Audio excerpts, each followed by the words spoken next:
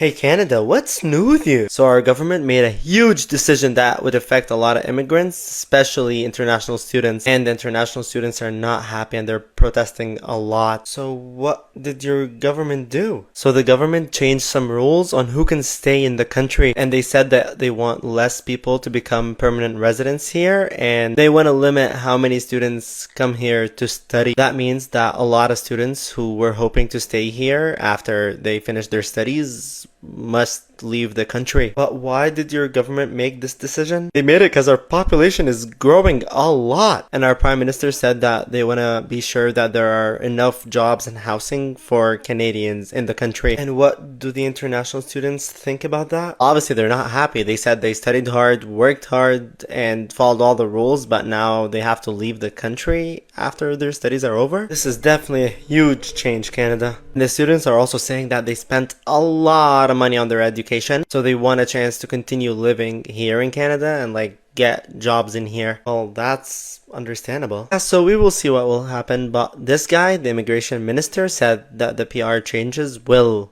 be significant. So, Hey Canada, what? you guys obviously know what has been happening with Canada if you're following the news, and this is so I was one of those international students. I was recently there. I did my program. I studied for 1 year, and I went there with the hope to become. Well, in the back of my head, I had plans to become a citizen. But as soon as I landed and my experiences, my initial shock was that Canada didn't seem like, how they create an image of a first world country, which everything is like so amazing and whatnot.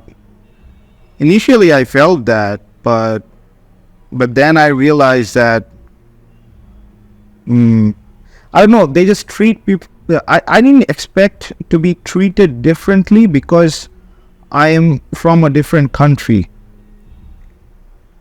In India, when we see people from other countries, uh, we generally tend to be nice towards them, and we tell them about our culture and I don't think xenophobia is so hardcore in India, but in Canada, I feel like xenophobia is. Um, I felt this distance from the people who were citizens over there, and they carry this huge ego, like as if they have some sort of this superficial sense of self, like as if they always projected that they were above us immigrants, like we are kind of below them. I always got that feeling being there, and I don't know. I mean, hence I came back. Like I didn't like it. I didn't like it there, to be honest. There's just too many problems. It's people are unable to integrate. The foreigners who are there, they are not able to integrate, and on top of that, the climate. The climate, I get it. Like maybe I would have gotten used to it if I stayed for a few more years, but I just didn't like the overall atmosphere of the people. Like because now I'm not. I it's really complicated. Like I cannot directly say like they were wrong, uh, because they also face a lot of negative experiences from people from other countries, and well, they're nice. Like how Canadians have an image of being nice to others. Um, I definitely felt that they're nice, but I don't think that nice that marketing that they have done for themselves, that they're these nice people. It felt like a very superficial nice kind of nice. It didn't for I didn't think it it didn't feel like they were actually nice. It felt like they felt this, they need to, like, they have created an image of nice people, and I just felt like they're constantly trying to protect this image of that they've created in their minds, the image that of Canadians being nice. They're just constantly trying to protect that image by being nice.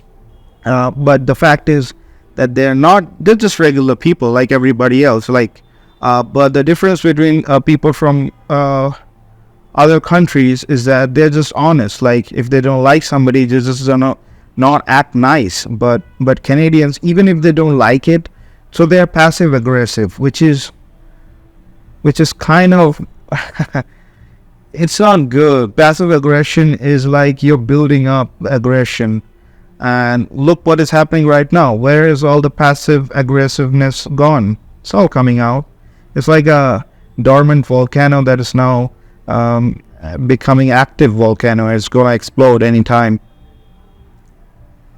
People, I think it's better to be honest than to try to act nice. If somebody is genuinely being nice, that's good. But if you don't feel like you have to be nice, why bother being nice? Because look what happened. Like, now international students, Indians.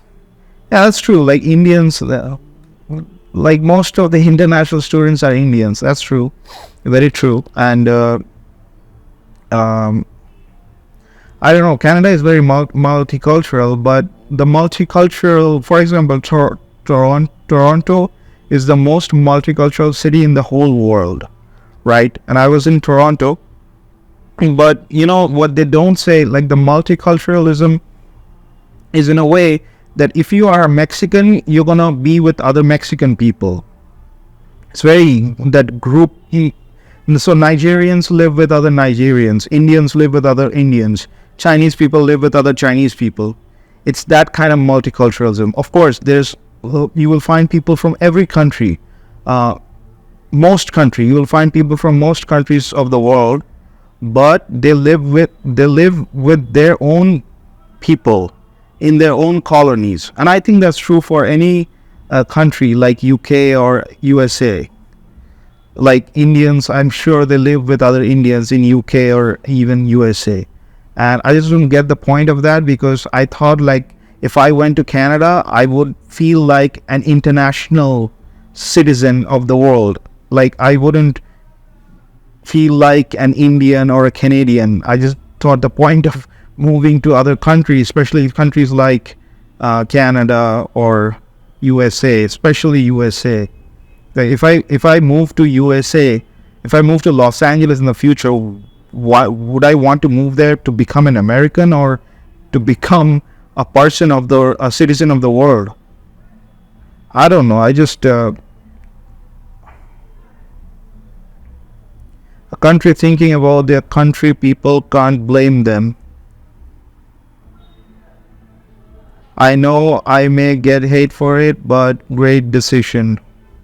So yeah, there's right now a rising sentiment of nationalism in Canada, and I get, of course, like, they're being stamped upon. Okay, so I'll say it, like, so because Canadians were nice, and they have been taken advantage of in some sense. I felt like a lot of these people, especially if you go to cities like Brampton, where there are so many Indians and other foreigners from other countries, immigrants, and Brampton is not a nice place. I mean, I'm just telling you what I saw.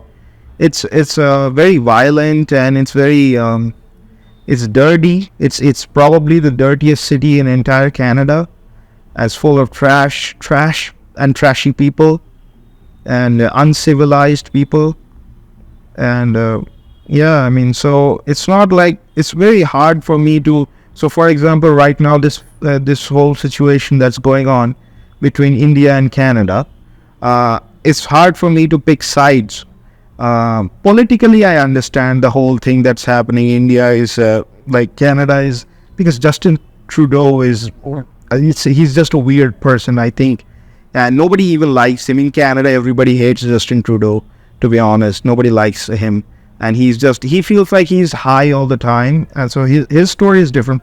From a political standpoint, I completely get it. Like, I think Canada is just lost. It's like the Justin Trudeau, not Canada, the Justin Trudeau administration, they have lost their minds.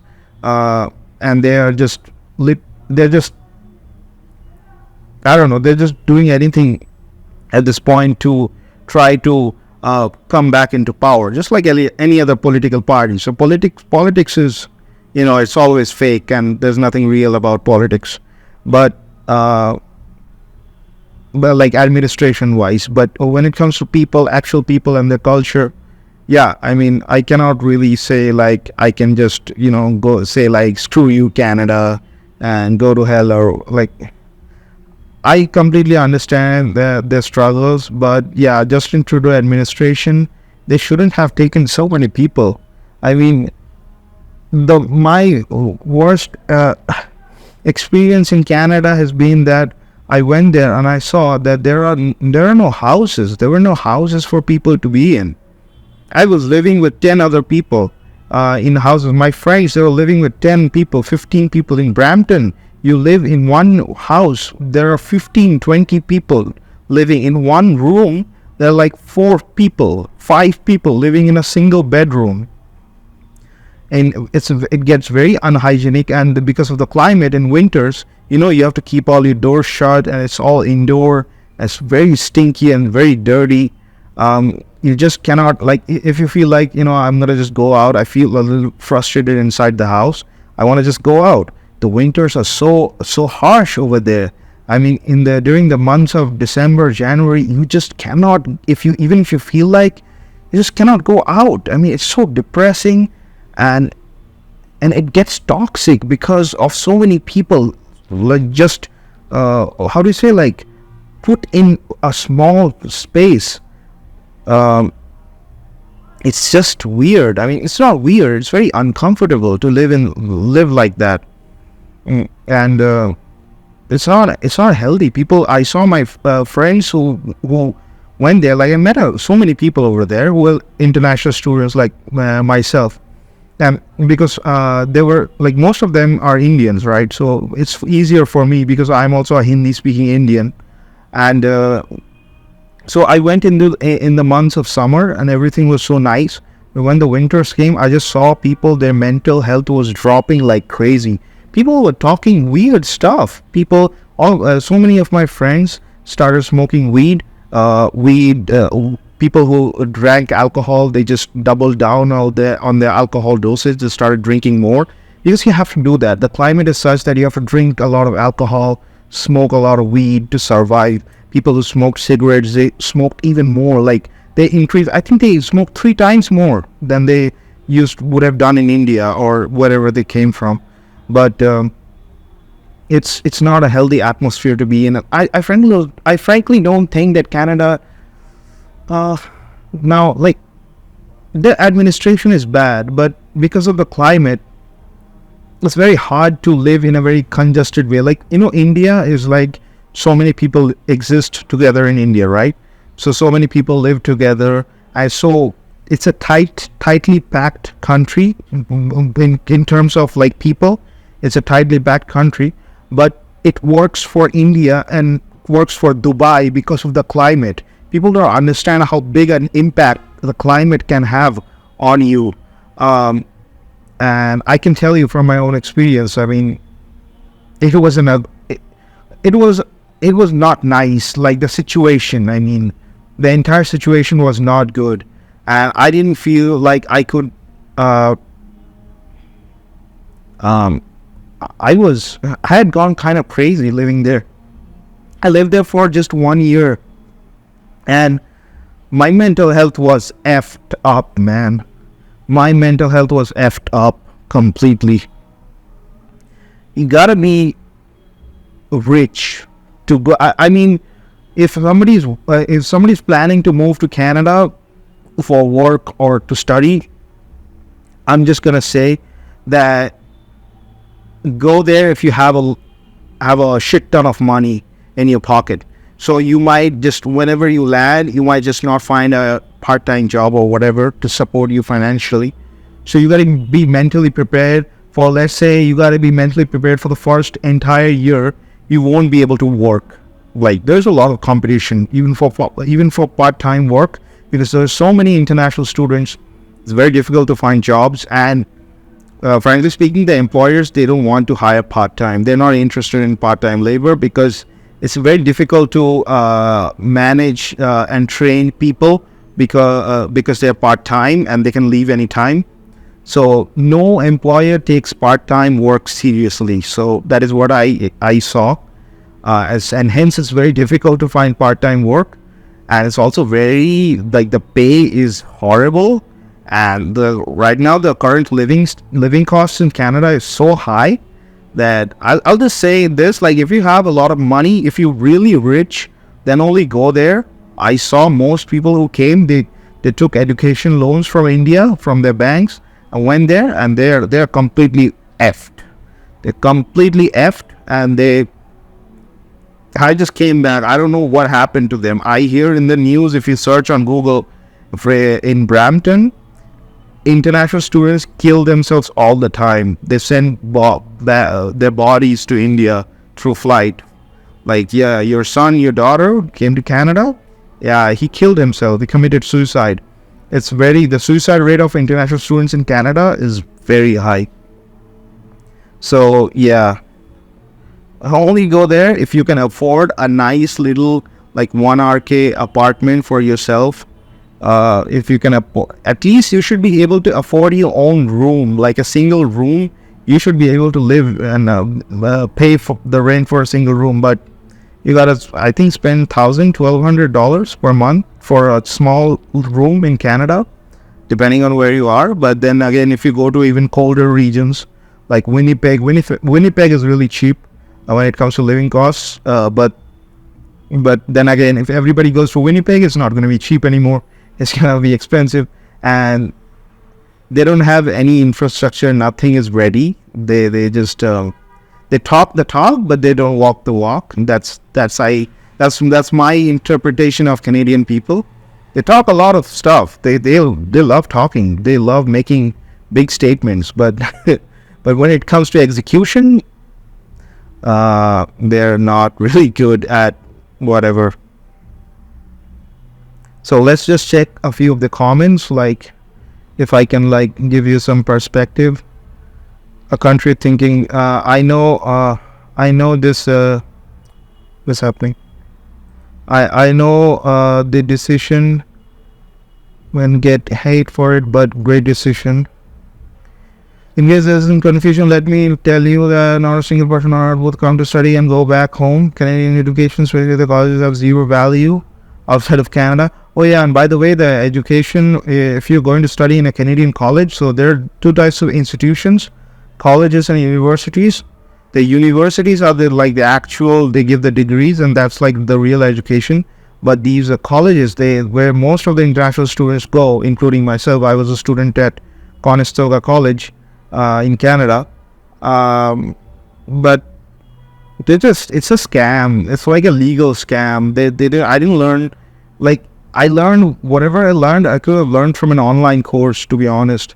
I had 2 semesters. It was a 1-year program. My first semester was online, even though when I went there, all the COVID situation, everything was over. Nobody was wearing masks. I was shocked that my first semester, I actually sat in my tiny little room that I rented. Somehow got. I was like so crazy. I thought like I'd be homeless because so many, like, I wasn't able to find a place to live in. So I went there. I just somehow arranged a room for myself.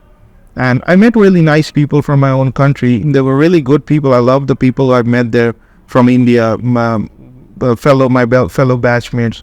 They were different kinds of people, but a good bunch of people went there to study with me. But it's just, well, it was a nightmare because my first semester was online. I felt so frustrated because before that, I was just in my house, stuck in my house because of COVID. And I was really frustrated. I wanted to go to a different country. and COVID and everything was over. But anyways, that's fine. Um, I didn't learn too much. Like they didn't teach. They taught, but it's like all right. So international students pay 4 times the fees that a domestic student and a citizen of Canada would pay for the same course.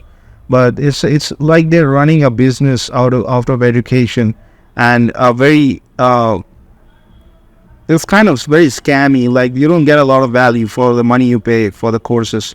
It's like it's honestly speaking, you're just buying work permits. So if you study for 1 year, you get a 1 year work permit, and I felt like you're just paying the money for the work permit. That's it. Like that education degree is just a stamp on your back. Like the government of Canada has approved you to work for how many? Like if you study for 2 years, you'll get 3 years of work permit. So it's like that.